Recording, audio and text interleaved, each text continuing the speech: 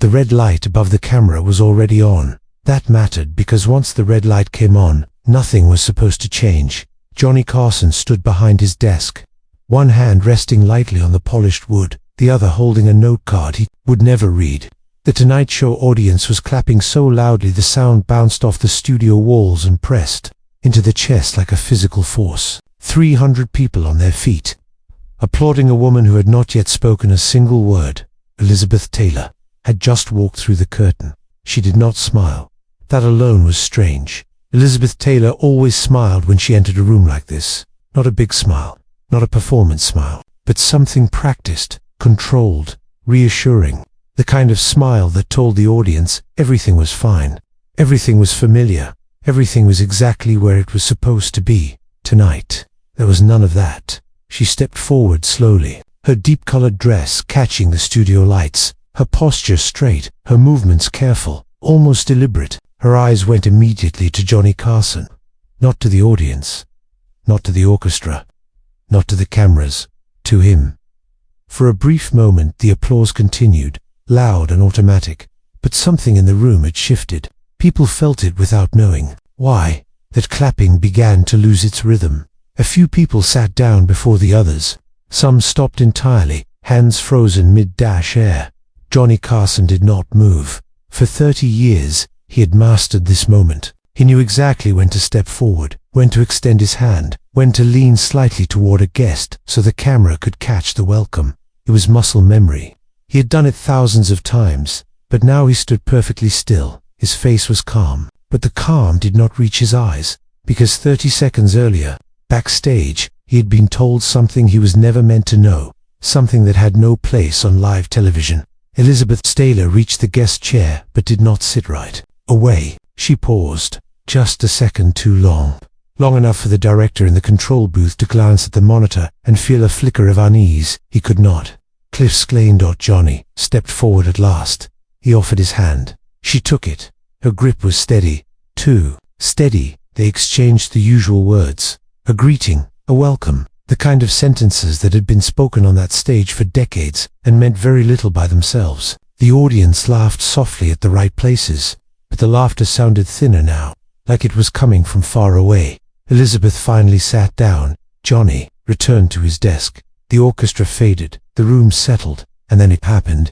Elizabeth Taylor leaned forward, not toward the audience, not toward the camera, toward Johnny Carson.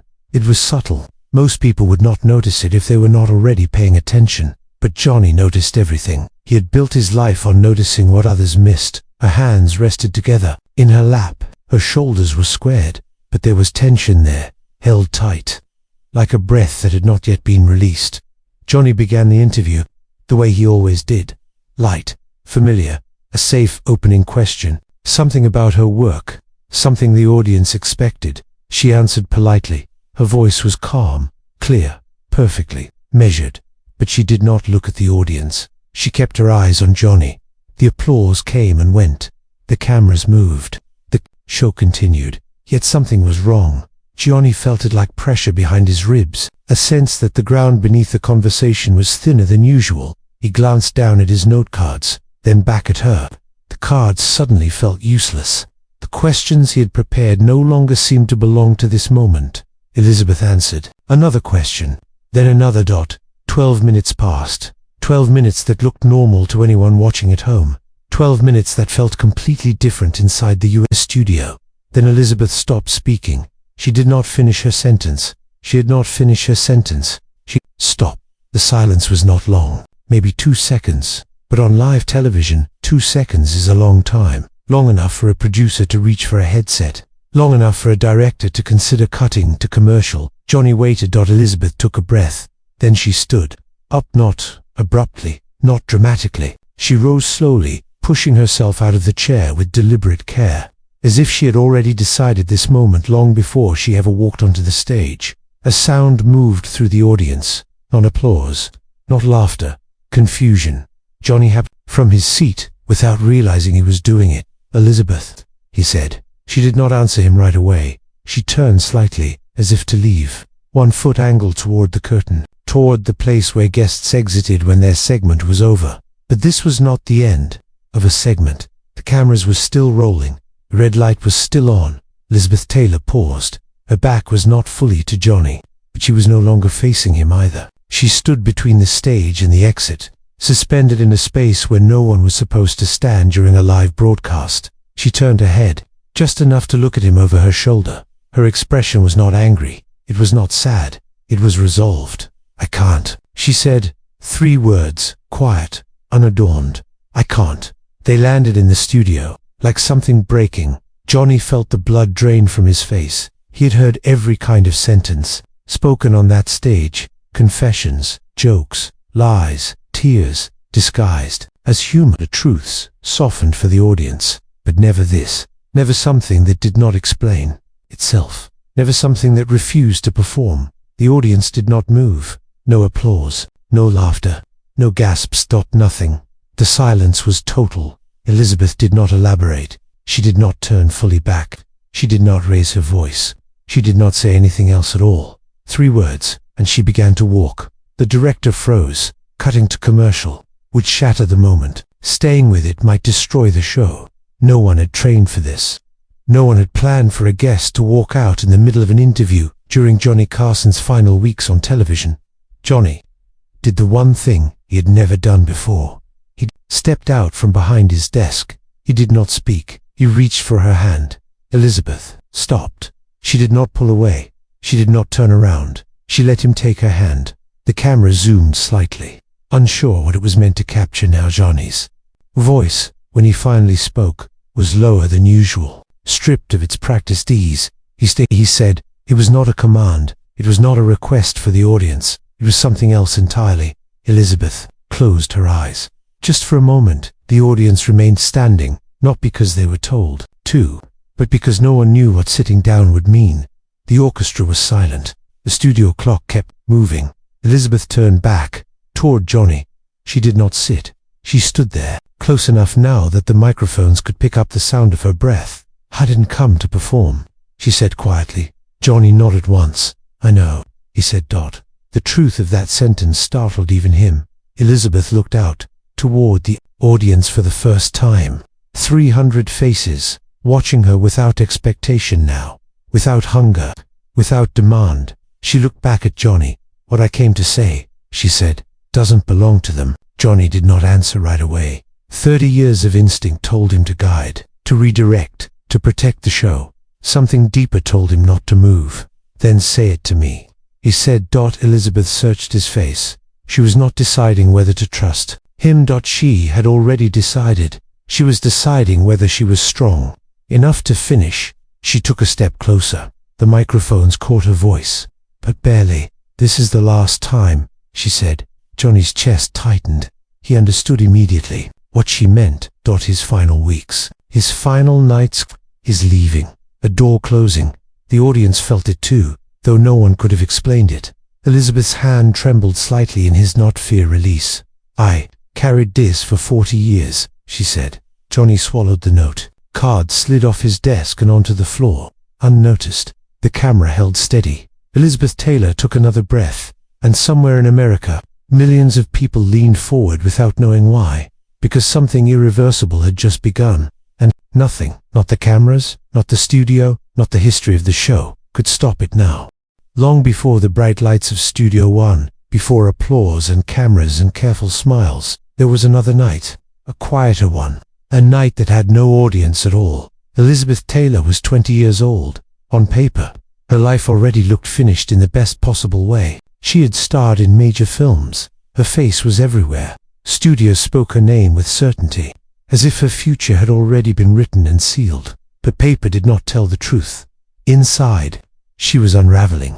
She woke many nights, unable to breathe, her heart racing, her mind filled with a strange and constant fear she could not explain. People looked at her and saw confidence, strength, beauty that seemed untouched by doubt, but she felt hollow. Fame had come too fast, so fast that there had been no time to understand who she was before the world decided who she should be. Every room she entered expected something from her. Every conversation carried weight. Every silence felt dangerous. That was why she went to the gathering that night, not because she wanted to be there, because she was. afraid to be alone. The gathering took place in a studio commissary in Culver City. Nothing glamorous. Fluorescent lights, long tables, the smell of coffee and food that had been sitting too long under heat lamps. A small birthday celebration, or maybe a wrap party. Elizabeth never remembered whose. She only remembered walking in and feeling relief that other people were there. He stood near the wall at first, nodding politely, smiling when spoken to, doing what was expected. But the noise of the room pressed in on her. Laughter felt sharp. Every voice felt too loud. Then she noticed him. He was not the center of the room, not important enough for that. He stood slightly off to the side, talking too fast, using humor like armor.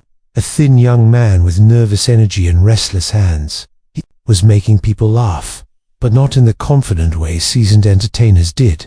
His jokes came out quickly, as if he were afraid silence might expose something. He laughed at his own lines a second too soon. Elizabeth recognized it instantly. Feared not the fear of failure alone, but the deeper fear of being found out. The fear that everything you believed about yourself might be wrong. She did not know his name yet, she only knew the feeling. Without thinking too much about it, she moved closer. She sat beside him when there was space. He turned to her, startled for a moment, then smiled. "Hi," he said. "I'm Johnny." He did not say his last name as if it mattered. They talked at first, about nothing important, where they were from, how long they had been in Hollywood, what it felt like to be surrounded by people and still feel unseen. Time passed, an hour, maybe two. The room emptied slowly, but neither of them noticed. Their voices grew quieter, more honest. Johnny told her he had come from Nebraska with very little money and a very big idea, that he wanted to work in television, that everyone back home thought it was foolish. Elizabeth listened. Then she told him the truth, not the truth she gave to reporters, not the truth studios wanted, the real truth, that she did not know who she was anymore, that she was terrified of, the expectations waiting for her every morning, that some nights she felt like disappearing would be easier than continuing. Johnny did not interrupt. He understood more than he let on. He told her that he had $40 left, that he was supposed to start a local television program soon and was certain he would fail, that he lay awake thinking about calling his father and admitting defeat. They sat in silence for a while after that. Not awkward silence, shared silence. Near the end of the night, Johnny said something quietly, almost as if he were talking to himself. "I think the only reason to keep going," he said, "is so the people who come after us know it's survivable." Elizabeth did not answer right away. The words settled into her. She carried them home. That night, she made a different choice than she had planned. She kept going. Life moved forward. Johnny Carson became Johnny Carson. The man everyone knew. The man who never let the cracks show. The man who learned how to control a room by hiding his own fear behind humor and calm. Elizabeth Taylor became Elizabeth Taylor. Icon. Legend. 8 marriages. Illness. Recovery. Loss. Advocacy. Applause that followed her everywhere she went. They crossed paths over the years. They smiled. They exchanged polite words. They never spoke of that night. Not once. And yet, Elizabeth carried it with her every day. Through hospital rooms. Through moments of grief. Through exhaustion so deep she wondered how much strength was left whenever she felt herself slipping toward the edge. She remembered those words. It is survivable. Johnny, for his part, remembered the night too, but he remembered it differently. He remembered a young woman who sat beside him when he was close to giving up. Someone who listened without judgment. He never imagined the impact he had made. 40 years passed like that, until February 1992. Johnny Carson was counting down his final weeks on television. 13 days left, a life of public conversation coming to an end. Elizabeth Taylor knew. She felt the weight of it immediately. She had carried a truth for 4 decades that had never belonged only to her. And now, the man connected to it was about to leave the stage. Forever. She could not let that happen. That was why she asked for 5 minutes alone with him backstage. That was why Johnny's note cards were left behind in his dressing room. That was why he walked onto the stage, that night already undone. Elizabeth had not come to talk about her career. She had come to return something when she stood up during the interview. When she said those 3 words, "I can't." She was not walking away from him. She was walking away from performance. She was choosing truth over television. And Johnny Carson, the man who had controlled conversations for 30 years, knew he was standing at the edge of something he could not guide, he could not soften, and could not stop, because the past had finally caught up, and it was ready to speak. The studio felt different now, not quieter exactly, more alert, as if the air itself had become aware that something was happening that did not belong to routine. Television. Elizabeth Taylor stood beside Johnny Carson's desk. She had not returned to the guest chair. Johnny had not returned behind the desk. The familiar distance between host and guest was gone. That alone was unsettling. For 30 years, Johnny Carson had kept that desk between himself and the world. It was more than furniture. It was protection, control, a boundary that made sure nothing crossed unless he allowed it. Now he was standing in front of it. The cameras adjusted slowly, carefully. No one wanted to move too fast. No one wanted to be the person who broke the moment by doing the wrong thing. Johnny looked at Elizabeth. Up close, he could see something he had not noticed before. Not sadness, not fear, not relief. She had already crossed the hardest line. Whatever came next would be easier than holding it in any longer.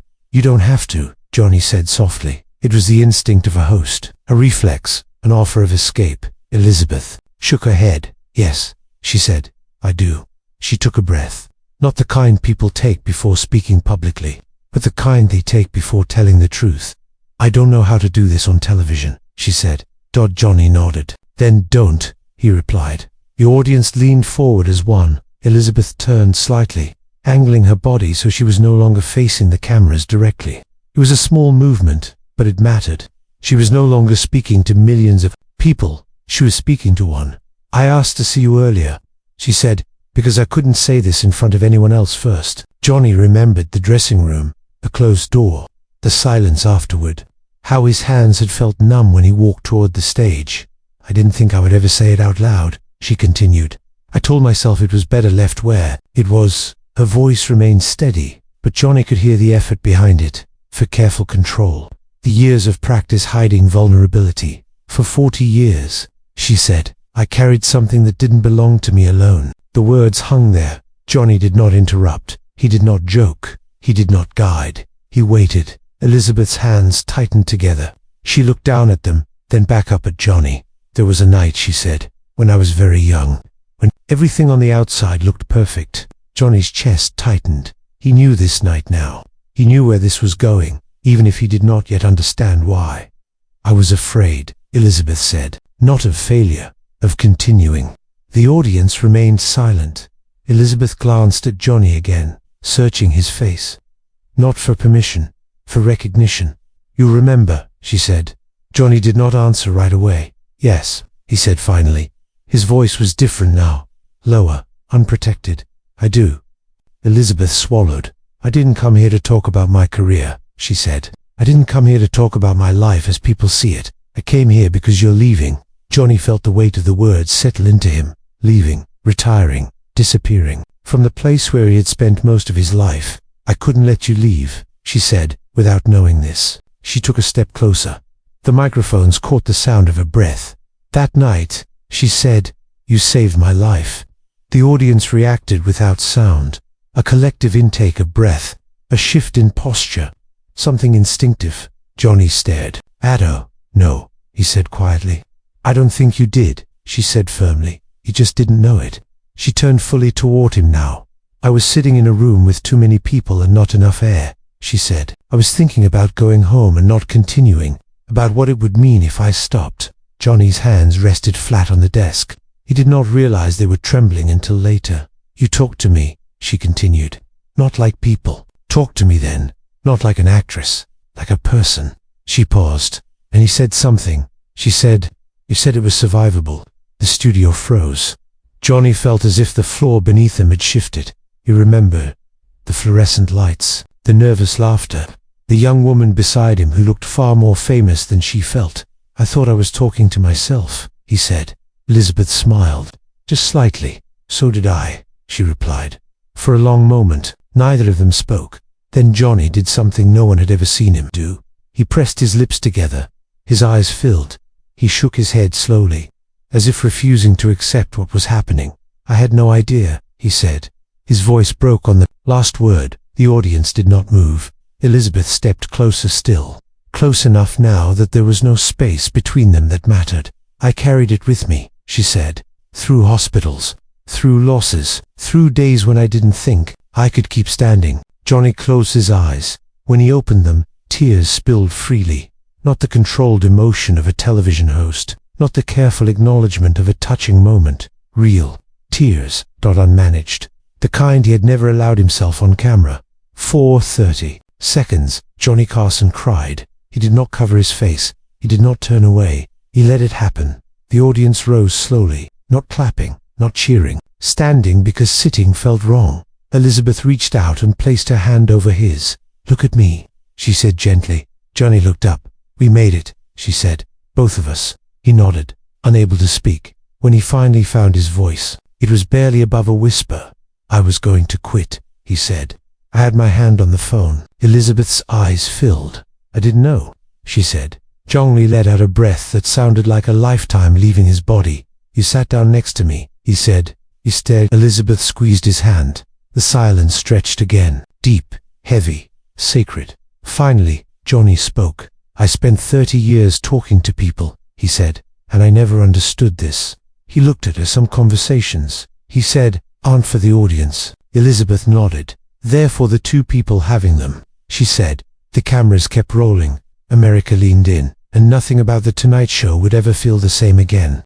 When the cameras finally stopped rolling, no one spoke. No, right away. The red light went dark. The orchestra waited.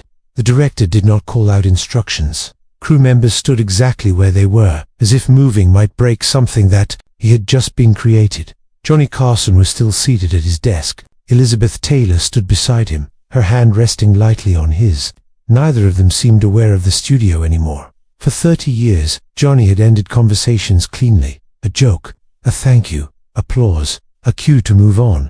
This time, there was no ending prepared. Elizabeth was the first to move. She stepped back gently, giving Johnny space, not distance, respect. She understood something most people never did about him, that when he needed a moment, he needed it quietly. Johnny stood, not as a host, as a man. He turned toward her, and for a brief moment, the mask he had worn for decades was completely gone. What remained was not weakness. It was something closer. "Two-piece thank you," he said. The words were simple, insufficient, but they were the only ones that mattered. Elizabeth nodded. She smiled then, not the practiced smile of an icon, but a small, tired, real one. "I couldn't leave without saying it," she replied.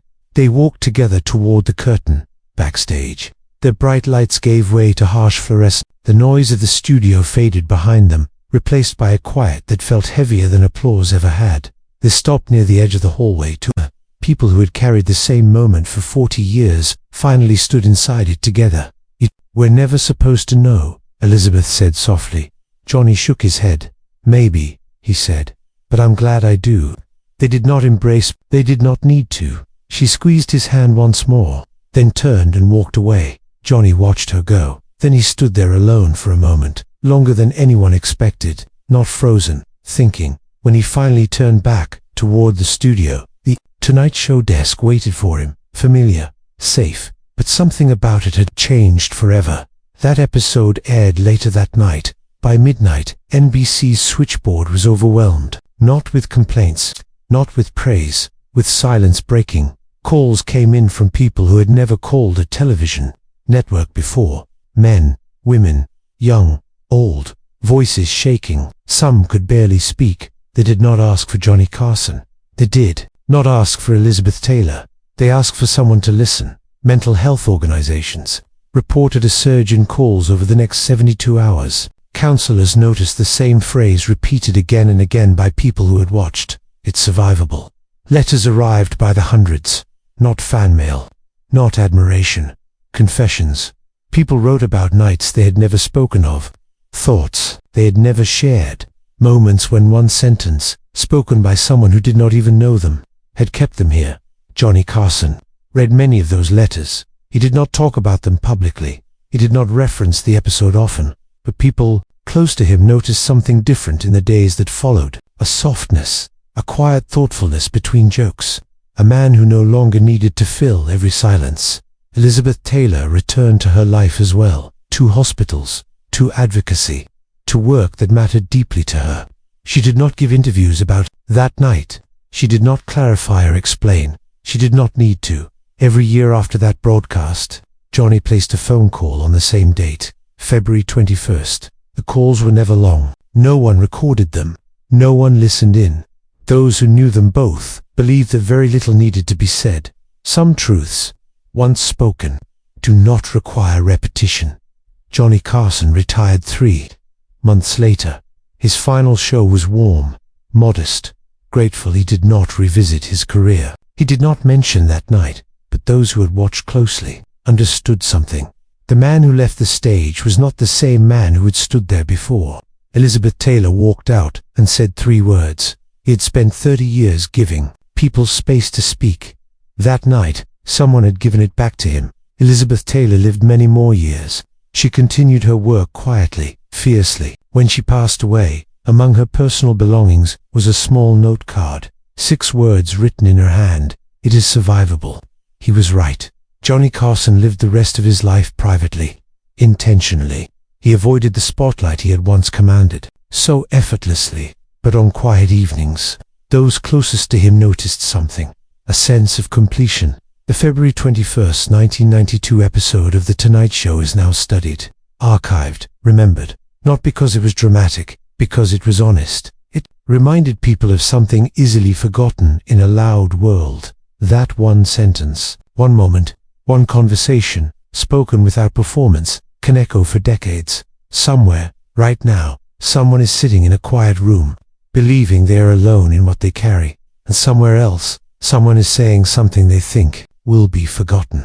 They are both wrong, because sometimes, 40 years later, under bright lights and rolling cameras, the truth finally finds its way back, and when it does, it changes everything.